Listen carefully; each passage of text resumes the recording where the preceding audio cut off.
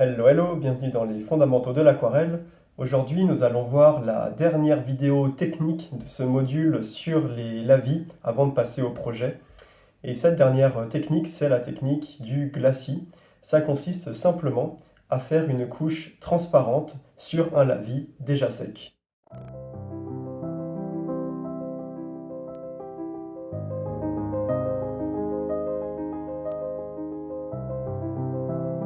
Les glacis, c'est une technique qui n'a rien de bien compliqué. L'idée, c'est simplement de prendre du pigment en une couche assez fine. Là, contrairement à ce qu'on a fait la semaine dernière, on ne va pas mettre une tonne de pigment.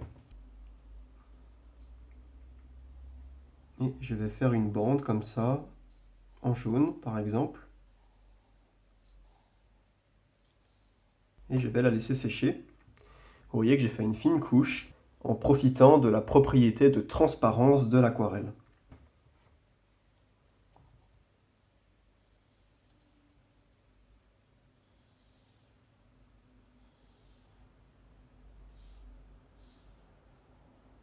C'est vraiment très important de bien laisser sécher parce que la technique du glacis, c'est sur une première couche, rajouter un lavis fin et transparent. Alors, je vous conseille vraiment de faire ça sur papier 100% coton qui va vraiment incruster les pigments et non pas sur un papier cellulose où les pigments vont rester en surface et vous risquez d'altérer le premier lavis en repassant par-dessus. Donc le test, c'est de prendre un mouchoir, un sopalin par exemple, et de le passer comme ça. Il ne faut pas qu'il y ait de pigment sur le mouchoir. Et donc là, je vais faire un glacis. Toute l'idée étant de prendre une couche assez fine, tester. C'est important de tester votre glacis parce qu'il ne faut pas qu'il soit trop opaque. Vraiment que ce soit une couche transparente avec pas mal d'eau. Et je vais la passer par exemple comme ça. Donc il faut vraiment caresser tranquillement sans appuyer outre mesure pour préserver la couche du dessous. Et donc vous voyez qu'en faisant une couche rose sur une couche jaune et en laissant un effet de transparence, on a un mélange optique des couleurs qui se fait ici, alors que les pigments ne sont pas vraiment mélangés puisque la couche du dessous était sèche. Mais donc une couche de pigment s'est déposée sur une couche de pigment déjà présente, et donc optiquement, la lumière qui passe à travers les deux couches, qui rebondit sur le papier et revient vers nous, traverse donc les deux couches de pigment, ce qui crée un mélange optique, et on a donc un orange entre le rose et le jaune. On peut faire la même chose avec le vert, par exemple. Je peux passer un jaune dessus.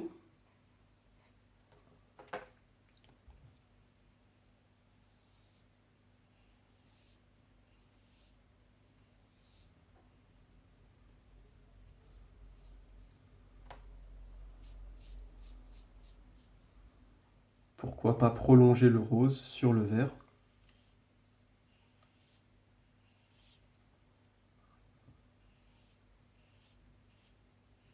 Et vous voyez qu'ici, on a quelque chose d'un peu plus gris, alors que quand on a passé le jaune, on a vraiment rehaussé le vert, qui était un vert assez neutre, et on l'a vraiment réchauffé, resaturé. Je vais à nouveau laisser sécher. Une fois que c'est bien sec, on n'a pas de traces sur le mouchoir si je fais ça, je vais passer un coup de bleu de manganèse, ici.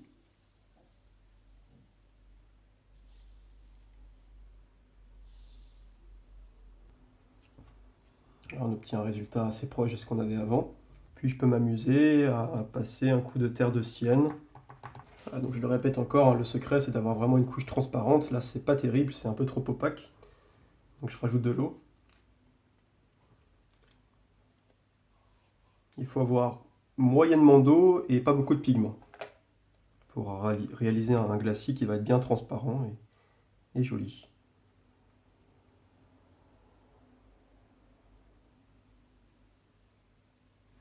Hop là, surtout je m'arrête avant de repasser dans la couche mouillée, puisque si c'est pas totalement sec, bien sûr, je vais complètement arracher la couche que j'avais déjà faite. Et je vais passer un mélange un peu plus rouge. Encore une fois, je teste. C'est bien de tester sur un carton comme ça, vous avez déjà des couches parce que vous pouvez voir. euh, En fait, là, je suis en train de faire des glacis au brouillon, quoi.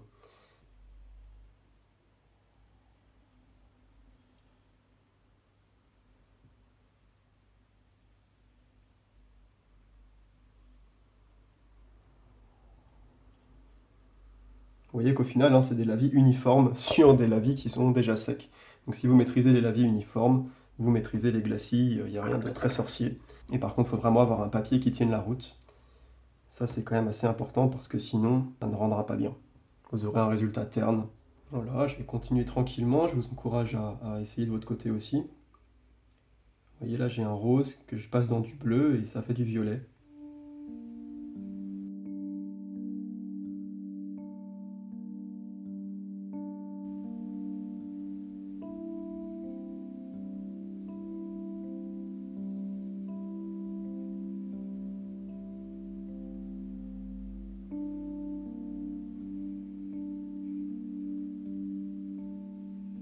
Vous voyez qu'on peut multiplier les couches sans trop de problèmes. L'astuce, c'est vraiment de bien laisser sécher entre chaque. Et c'est vrai que c'est pas une technique très spontanée, il faut attendre que ça sèche. Mais dites-vous bien qu'à l'aquarelle, nos fines couches là, elles sèchent en quelques minutes quoi. Alors que si vous voulez faire un glacier à la peinture à l'huile par exemple, eh bien vous allez faire une couche le matin, et puis ensuite vous allez laisser sécher, et puis vous allez peut-être pouvoir revenir que le lendemain matin pour faire votre deuxième couche. Donc voilà, je pense qu'il faut pas trop se plaindre à l'aquarelle quand même.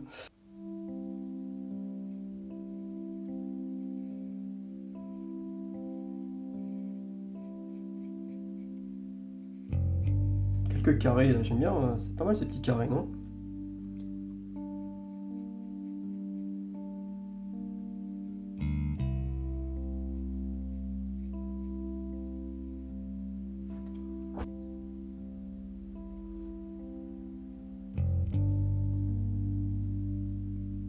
Vous avez vu ces beaux effets de transparence? Là on fait quelque chose d'abstrait, mais en pratique ensuite, on va pouvoir utiliser ça pour retranscrire la transparence de l'eau par exemple, ou la transparence d'un verre.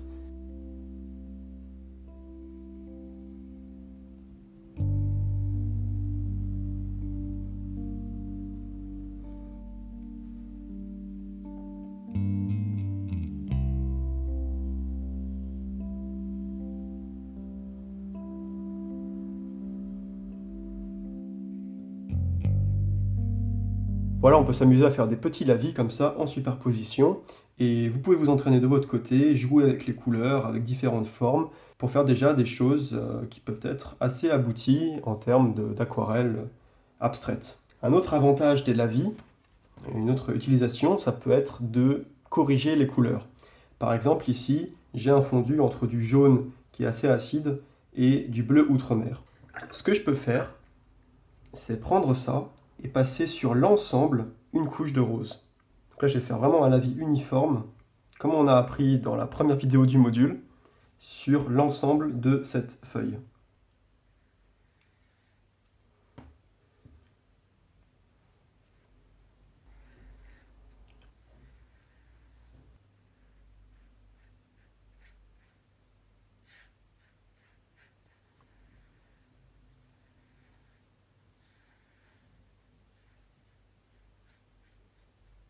Et vous voyez que ce faisant, j'ai totalement changé l'atmosphère de ce lavis initial.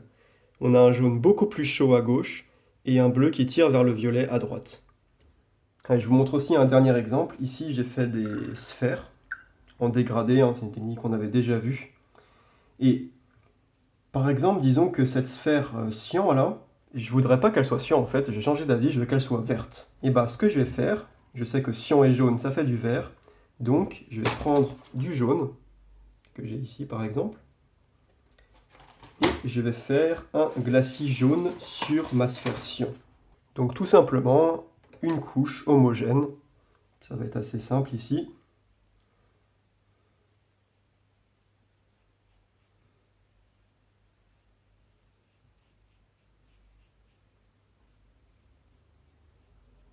Je caresse tranquillement. Et voilà comment instantanément j'ai changé la couleur de ma sphère. Je vous montre aussi qu'on peut utiliser la technique du glacis pour redonner de la profondeur, ou pour même créer de la profondeur. À gauche ici, j'ai une sphère rose. Je peux revenir avec une couleur, disons, rouge. Et cette fois, je vais faire un dégradé par-dessus. Donc foncé ici. Et je vais venir redégrader en bas.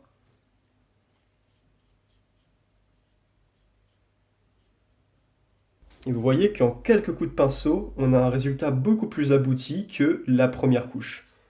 Un rendu beaucoup plus riche, un volume beaucoup plus convaincant. Alors un petit avertissement au passage, pensez à changer régulièrement votre eau parce que vous voulez vraiment avoir des couches les plus pures possibles. Autrement, vous allez avoir un résultat un peu sali, trop terne. Plus vous prévoyez des superpositions de couches, plus vous voulez que chaque couche soit extrêmement pure.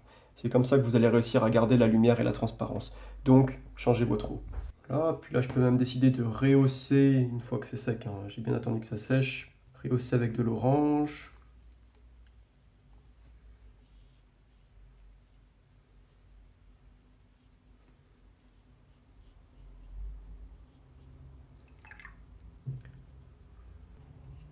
Et vous voyez aussi que plus on rajoute des couches, plus le résultat s'opacifie. Et pour la sphère ici, finalement, je trouve que c'est trop vert maintenant. Je reviens encore sur ma décision, allez, pourquoi pas. Et donc je vais passer un peu de cyan là-haut, que je vais dégrader.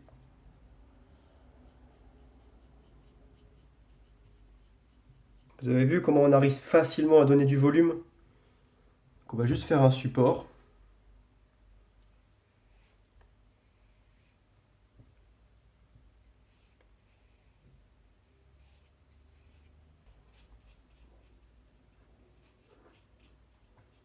Et en haut, je vais faire un fond qui va être un peu vert. Je vais faire un lavis un peu plus spontané.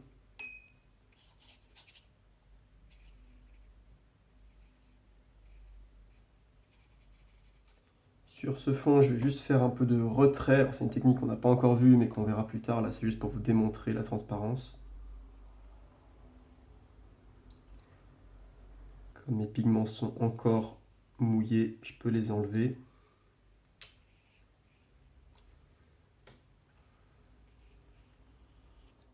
Et une fois que c'est totalement sec, je vais faire un petit glacis.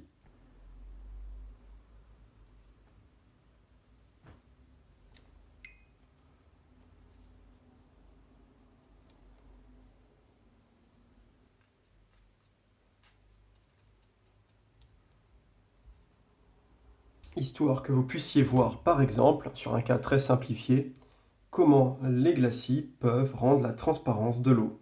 Et là, du coup, je vais faire un deuxième glacis avec un verre un peu bouteille, très fin pour le vase.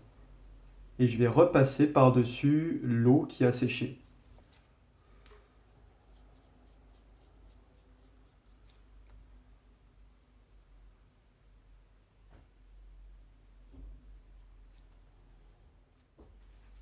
Et vous voyez qu'on a comme ça créé un effet de transparence.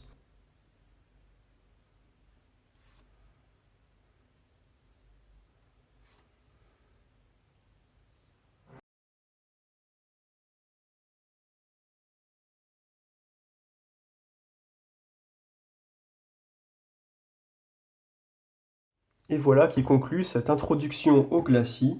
Nous avons vu donc la technique et quelques utilisations classiques, notamment créer des superpositions et jouer sur les transparences, créer de la profondeur en superposant 2 ou 3 couches, changer les couleurs, voire même changer toute l'atmosphère d'un paysage. Voilà, c'est un exemple très simple, mais on pourrait, si vous avez un paysage que vous trouvez trop froid, vous pouvez passer un grand glacis, très fin, hein, jaune par exemple, qui va totalement réchauffer tout le paysage.